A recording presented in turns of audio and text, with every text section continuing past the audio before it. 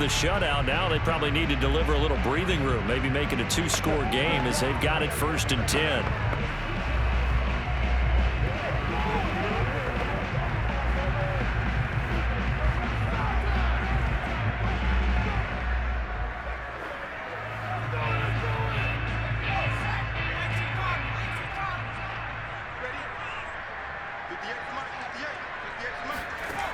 Throwing to start the drive. O'Donnell. This is Miller, complete. And he's taken down, but able to slip across the 35. When you get a big tight end like this, sometimes it takes more than one man to bring him down. Oftentimes, your best bet, just jump on and hold on, and wait for your teammates to arrive to help get him on the ground.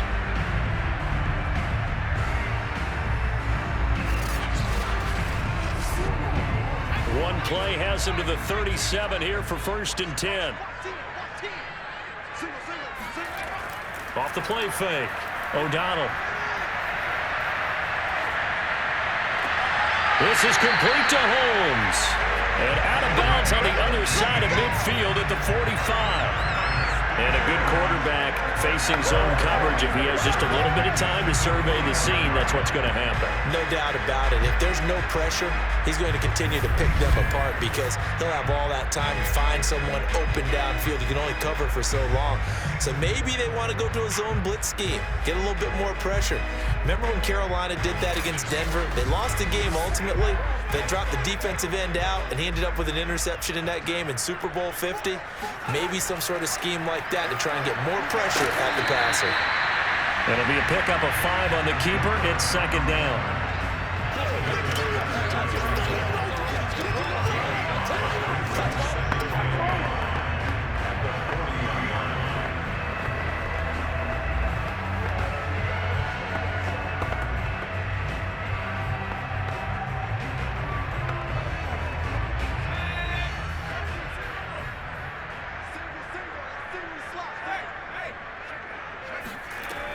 From the gun, O'Donnell.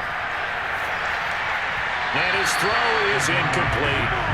And right now, the story of this game continuing to be the defenses because the offenses, they're finding it difficult to establish any rhythm whatsoever. I like how you come to us in praise of defense, Brandon, because that's exactly right. That was an incompletion force there, but we've seen it throughout this game. Both of these defense coordinators, they're a step ahead of their offensive counterparts. And he'll be brought down by the Colts. The DeForest Buckner using those big hands and getting in there and bringing him down for the sack. He found his way into the backfield, and he simply will not be denied. Well, they say that life's all about opportunities, and that holds true when you're playing defense as well. How about him seeing that chance, making the most of it, did a great job of wrapping him up and bringing him down. Here's Jordan Berry now, as he'll kick it away for the 2nd time. And this one sails out of bounds. I think it'll be inside the 25. It will. 24-yard line is where they'll spot it. Here's the Colts now as they get ready for their first possession on offense of the 2nd half. And their defense did its job by forcing the punt to start things out. And now, Charles, can the offense get in gear? I think, partner, you can sense them saying, okay, the first half was theirs, but now let's get the momentum back on our side. We forced a punt. Now let's go downfield and score. If we do that, we'll be set up well for this 2nd half.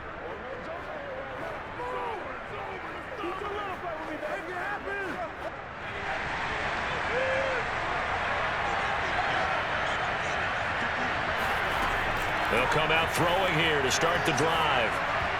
And the coverage terrific there as that's knocked down and incomplete. Receiver coaches preach to their guys all the time, separation. That's what's going to make the play successful. That time there was very little, and I think they were actually fortunate that it was only knocked away and not intercepted.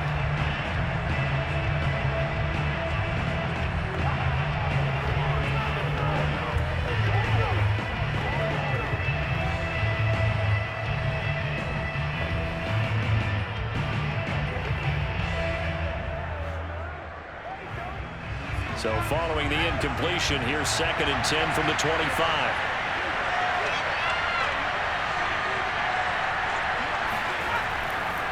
Now a handoff here to his running back. And he is met at the line of scrimmage, and he goes down right there. Calling no gain on the run there. Now they'll be looking at a third down. Now they struggled to get him rolling on the ground in the first half, and that's sort of continuing here in the third quarter. Yeah, but I don't think it's time to abandon the running game. I would say keep feeding the horse, and I believe he'll eventually reward them, especially as we get deeper in the game. An important play right here, 3rd and 10. And I would expect pressure here. On 3rd down, he'll drop to throw. Toward the sideline. Did he keep the feet in? Yes, he got them both down, says the side judge, and that's good enough for a 1st down. He's such a good route runner. Shows it there on 3rd down. Very proficient and a good pass. And you know what I've observed over the years in the NFL? The better a route runner you are, the more confidence your guy's going to have in you to go to you in important times because he can trust you being in the right spot, and they connected there and picked up a 1st down.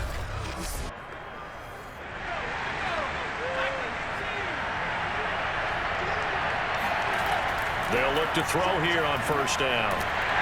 And he can't escape, and down he goes. It'll be a loss of 7 on the sack, and it brings up 2nd. Remember, they had the nice gain on the previous play, but they just gave a lot of it back right there on that sack. Yeah, they get the sack, get back some real estate. Felt like the type of play that could spark a defense and swing some momentum. Almost felt like a take-that type of a play, didn't it, partner?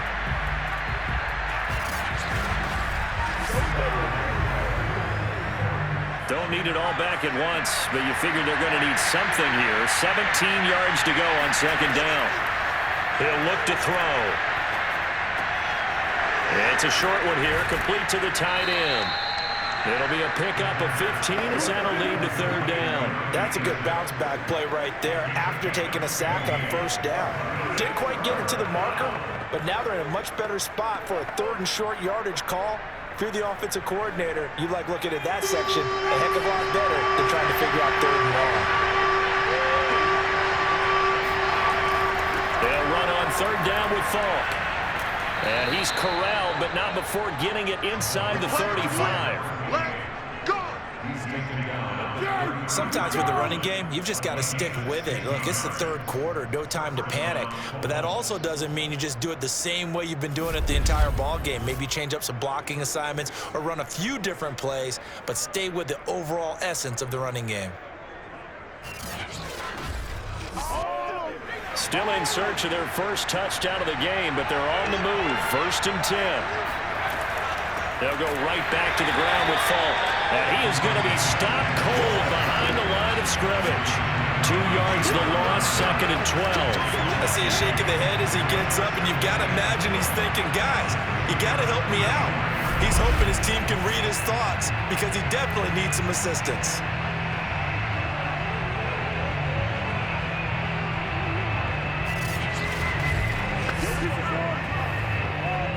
A rare misstep on that last play because the drive has been strong, but now it's 2nd and 12. From the gun, they'll try to run it. And he is met quickly in the backfield. Down he goes, folded like a lawn chair. Just a loss of a yard there, but it's not going to help. Now they face a 3rd and 14. Well, we saw a lot of negative plays that resulted in plenty of lost yardage in the first half, and that trend is continuing here.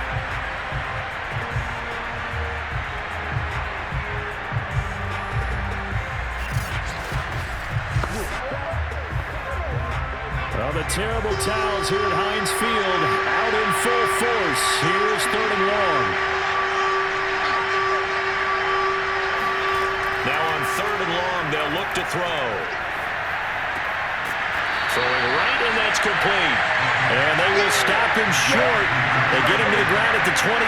No 1st down. They pick up 10, but it will still lead to a 4th down. There's another example where defensive coaches constantly preach, not allowing any run after the catch. They give up a few more yards than they wanted to, but they were able to get him down quickly and force a 4th down. And now the Colts call on their field goal unit here. From the right hash, this from 44 yards out.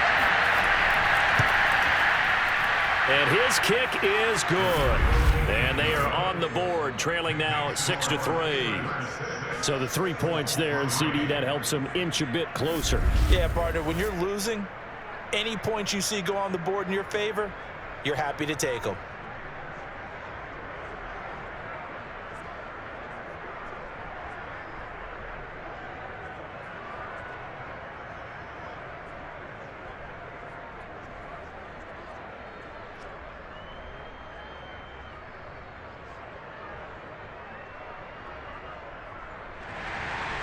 Set now to kick this one away, and off it goes. Fielded just outside the goal line. And good coverage there on special teams as they'll get him down shy of the 20. The Steelers offense now, they get ready to head back on the field. And Charles, we've seen almost 3 full quarters now, and neither offense can really get it going. Neither has hit the end zone, and neither side seemingly can make that big play. But the game hasn't been devoid of action because these two defenses, they've taken over and they've slugged it out. But I think you're exactly right. We're at that stage of the game now where one of these offenses, if they make a big play, that could be the difference. So here's a 1st and 10 now down inside the 20. Evades him at the 20. This will be a short gain of 3 before he's brought down at the 22. An opportunity to get a drive started here at the end of the 3rd quarter. What you're trying to do is break the game down a little bit. Don't let your guys see too deep into the game, into the future, and say, oh, we got to get here. No, right here, right in front of them, melt the clock down, get to the 4th quarter, try and keep going. And try to keep that lead. Exactly. Airing one out deep for Holmes here. And that will be incomplete. Trying to dial up the long one way out there, but it'll be 3rd down. Well, you got to think that sooner or later, they're going to hit one of those, but the coverage has been excellent thus far, and it was again on the last play. They head to the line facing a 3rd and 7 following the incompletion on 2nd down. Back to throw. O'Donnell. Buying time to his left. And he will slide to a stop. He does have the 1st down. Let's go.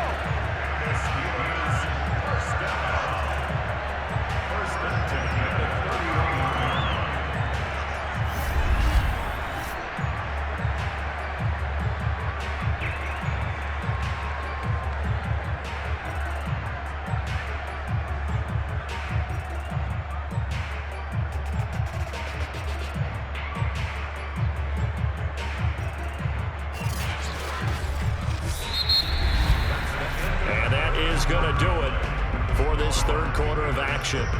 You are watching the NFL on EA Sports. Back now in Pittsburgh. It's been a very hotly contested game to this point. Just a field goal separating these two teams as we get set for the 4th quarter.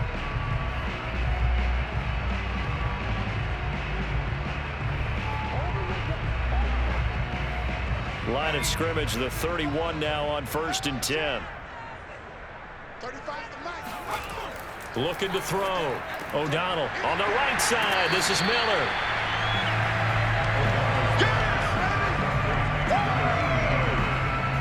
That coach is always harp on the quarterback reading the defense and getting it to the open man. That's good recognition there. And how about what he did after the catch? Yeah, hit your tight end. Let him get some rack. Yeah, when he gets moving, not many guys want to come over and put a hit on him, do they? Off the bootleg. O'Donnell. Finding Miller once more, complete. He gets it forward for 4, maybe 5, but the flags fly. And this one could be coming back. So that one a hold right guard. And you understand why offensive and defensive linemen probably go to martial arts schools and work on their hands so often, because that could be the make or break difference on a play. This time he had to grab a jersey in order to make the play happen. Got caught for the penalty. They'll come up now on a 2nd and long after the hold.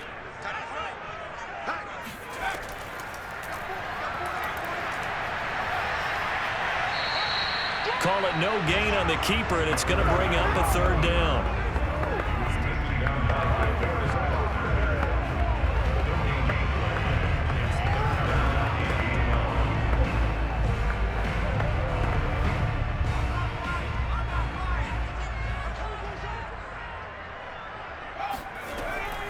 back to throw. O'Donnell. This is caught by Antonio Brown.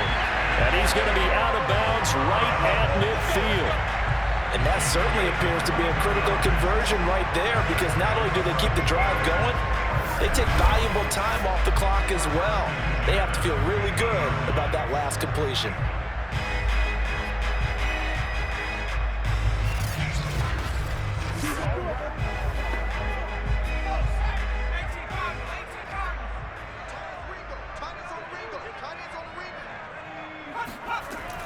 A first down carry for Foster.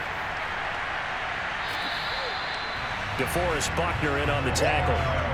I'm sure that's going to be the formula. Just keep the ball on the ground. Keep that clock moving. And when you have the lead this late in the game, above all, stay in bounds. Yes, take care of the football. Yes, gain yardage, but stay in bounds and let that clock tick. If nothing else, they've already taken a couple minutes off the clock here already as they come up second down. Now a toss play. It's Morris. And he'll get this into enemy territory, but not by much as he's down to the 48. 2 runs in a row, but only 2 yards to show for it. Absolutely love the effort there. The ability to flow from his inside spot and stop that one at the line of scrimmage. Nice linebacker play. In search of 8 yards on third down. They've already converted 2 of these on this drive, 2 for 2. Open man is Miller. He's got it. And he will have a Steelers first down as they're able to get the third down conversion. Big hook up there, forced to throw it on third down. The connection's going to keep the drive alive and also keep the clock moving. Yeah, and from a defensive perspective, didn't get a sack, didn't knock the ball free, didn't break up the pass. The clock keeps running on you. You're in a dire situation now.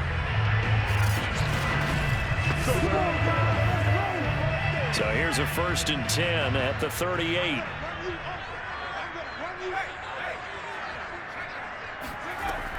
Out of the gun, they hand to Foster. He's brought down at the 34. Call it a gain of 4. I feel like I could see what he was thinking on that carry. Wanted to follow that big tackle through the hole. Ended up only getting 4 yards on the carry. I think he had designs on that one being bigger. Clock continuing to run. They'll probably wind this all the way before snapping it on second down. Operating from the gun, O'Donnell. And on the left sideline, he caught it, but out of bounds, according to the headlinesman. Incomplete, so the ball a little late getting there, and it's third down. But tapping those toes, he tried to get both in bounds. He could not do it, though. In tap dance parlance, could not complete the shuffle. All right, needed to get that shuffle down with both feet, not just one. Is that what they say? There it is. You know, put a little sand down on the stage. I'll take your word for it, my man. Dancing to his left, and he can't get rid of it. He's taken down. DeForest Buckner picks up his 2nd sack of the afternoon. Well, he was really focused downfield, but there was really no viable options. The coverage was too good. And the defense really quickened the tempo of that play with their pass rush because there was nowhere for him to go with the football. The only place he ended up, down on the ground. So on 4th down, out trots the kicker in a big spot here. They'll spot it at the 47, so call it a 57-yard attempt. And this one is no good. He missed it. And this score will stay right where it is. Maybe an important 4th quarter miss as this stays a 3-point game. Yeah, now overtime is very much in the equation here. Just what you mentioned, a 3-point game. They get a drive, put it through the posts. We could have some free football, couldn't we? And now Indianapolis set to take the field. Well, they didn't fall behind any further thanks to that missed field goal, but still staring at this 4th quarter deficit.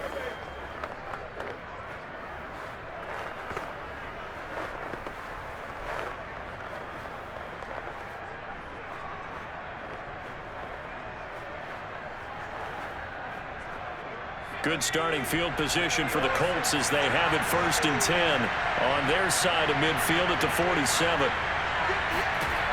They'll try and start this drive in the air. Got his man complete over the middle. That's Brooks. And that'll be good for 8 yards to the 45. It's a gain of 8. Brings up 2nd and 2 at the 45-yard line.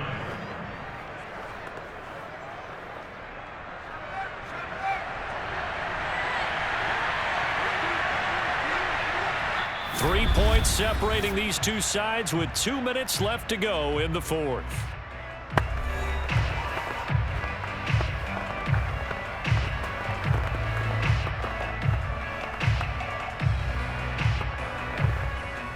So the Colts in possession of the football as we get you reset.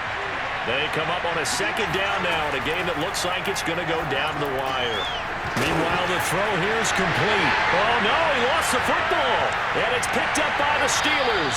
And the return comes to a halt right at the 44-yard line. Well, that simply is a missed opportunity. They're in position. If they take the ball downfield and score, they've got a chance to win the game. Instead, they cough it up. I don't think next week at practice is going to be a whole lot of fun for him. On the other side, no bigger time to force a turnover when you've got that small lead. Yeah, and when you look at it from the offense's perspective, taking care of the ball is so important. I know they're going to have all kind of ball security drills in practice all next week.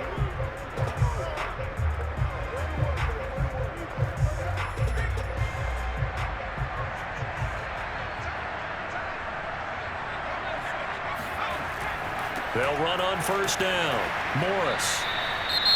The Colts going to use the first of their timeouts as they'll talk things over prior to this upcoming 2nd down play.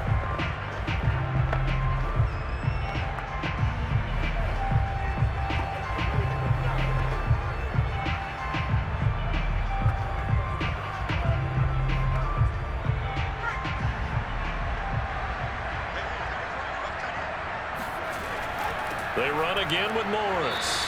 And he'll take this one down to the 36. Now the Colts going to burn the 2nd of their timeouts as they'll head to the sideline and talk over what to do next.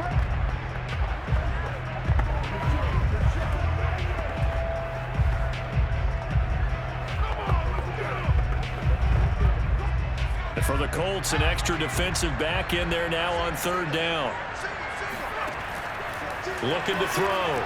O'Donnell. Miller on the catch over the middle. Now the Colts will use their 3rd and final timeout. And they'll be disappointed to have to burn one there after giving up the 1st down.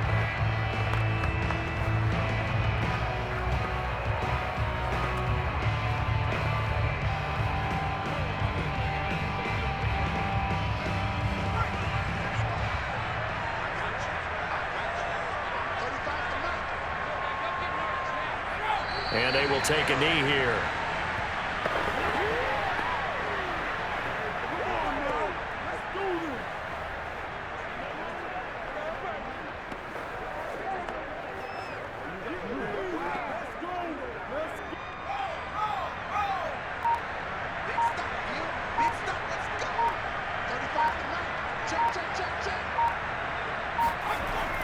On 2nd down, it's Morris. And he stopped immediately there.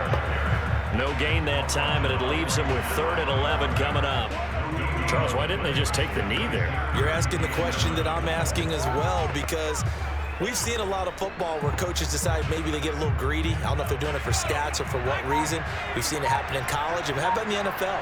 The miracle of the Meadowlands. All they had to do was take a knee and the game was over. The Giants ran it one more time. Ball popped free. Philadelphia picks it up and wins the game. What year was that? 1978. I think it was in November.